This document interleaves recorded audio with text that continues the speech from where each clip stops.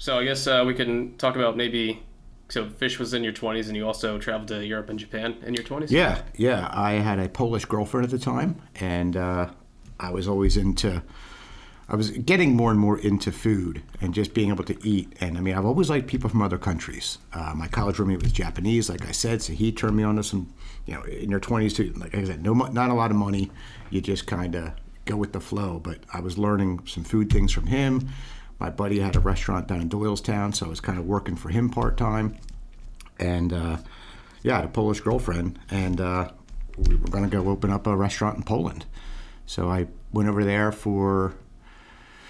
I want to say it was about 99. Yeah, around 99 or 2000. I'm terrible with dates, but in that time frame. Yeah. And went over there for about 3 months just to kind of get a lay of the land and check it all out. And traveled to France one time in between there and checked out a culinary school. Came back, basically worked for a couple months, saved up some money, and split and moved over to Poland for about a good almost a year, a little bit more than a year. And got to travel to France in that meantime to go to culinary school, like a sped up version, like an advanced cuisine, just because I already had a lot of butchering experience already, and a lot of the basics down, just due to my buddy's restaurant and then me being a hunter and fisherman my whole life. Mm-hmm. So that eliminated a lot of need for being taught the basics, Right. And I loved it. It was quite an experience. I mean, Poland was my centralized location. But I was really able to immerse myself in the culture, and luckily for me, her parents were pretty wealthy, so I didn't have to pay for lodging or food. Right.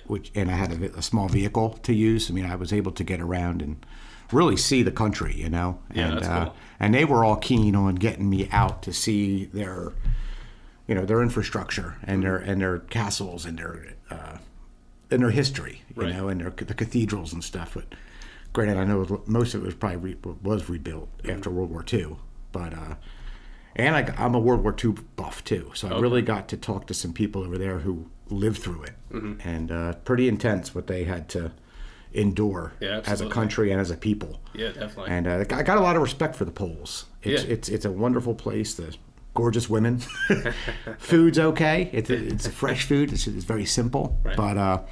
The people were wonderful. They really were, and they're not. The brunt of the Polish jokes is, it's really not the case. They've been abused by a lot of different countries. I think that's kind of where all those jokes came from. Yeah, but it's definitely cool to be able to just see as many different cultures as you can in a lifetime, just to have different frames of reference. Absolutely, because it's hard sometimes when you just.